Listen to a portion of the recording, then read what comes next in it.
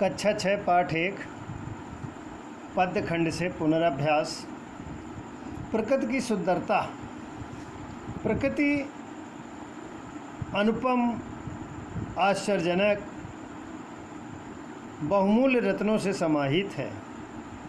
इसकी सुंदरता का वर्णन जितना किया जाए उतना कम है।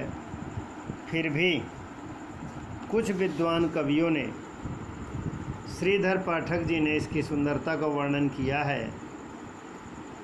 ध्यान लगाकर जो तुम देखो इस जग की सुघराई को।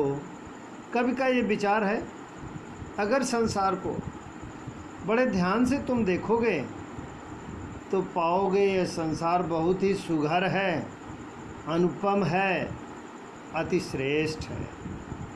बात बात में पाओगे तुम ईश्वर की चतुराई को। संसार को देखकर तुम समझ जाओगे कि ईश्वर एक सफल चित्रकार है। जिस तरह चित्रकार अपने चित्र के माध्यम से अनेक प्रकार से लोगों को संदेश देता है, ऐसे ईश्वर ने अपनी बुद्धिमानी के बल पर प्रकृति की संरचना स्वयं की है। ये सब भांति भांति के पक्षी, ये सब रंग रंग के फूल। कहा जाता है कि इस संसार में अनेक प्रकार के पक्षी हैं और अनेक प्रकार के फूल हैं, और इन फूलों का महत्व तो अलग अलग है, जिसको भी हम चिरस्मरणीय भुला नहीं सकते। यह बन के लय लही लता, नौ ललित ललित शोभा की मूल।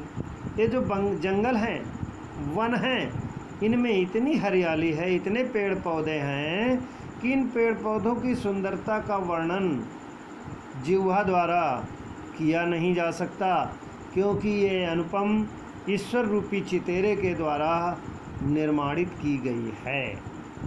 ये नदियाँ, ये झील, सरोवर, कमलों पर भंवरों की गूंज। ये नदियाँ सतत प्रवाहिनी नदियाँ हैं। कुछ तो नदियाँ ऐसी हैं सीधे स्वर्ग से आई हैं, गंगा जी ऐसी, जो केवल हमारे देश में ही मिलती हैं, और कुछ झीलें भी हैं जिनका पानी अमृत की तरह है। कुछ तालाब भी हैं जो अनेक प्रकार से लोगों को लाभ पहुंचाते हैं। इन सब के होते हुए भी उनमें कमलों पर भंवरों की गूंज होती है। कमल का फूल जहाँ खिलता है, भंवरा अनायास ही पहुँच जाता है, उसके मकरंद को ग्रहण करता है। बड़े सुरीले बोलों से ये गूंज रही बेलों की गूंज। बोलते हैं जो बेल होती हैं, लताएं होती हैं, इतने पक्षी मदमस्त होकर अनायास ही वहाँ जाया करते हैं, और उनकी चहचहाहट सुनाई पड़ती है तो लगता है कि बसंत ऋतु का आगमन हो चुका है।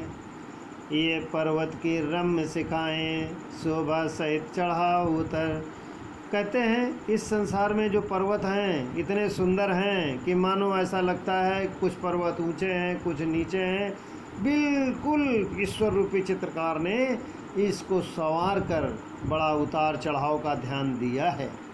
निर्मल जल के झरते झरने, सीमा रहित महाविस्तार। झरने हैं, ये बताते हैं कि इससे निकलने वाला जल युग युगों तक आगे बढ़ता जाता है। सीमा नहीं बताते। जो सीमाएं हमारे घर की, ज़िले की, प्रदेश की और देश की होती हैं, सीमाएं एक तुच्छ विचार रखने वाली भावना होती है, जिसको कहा नहीं जा सकता।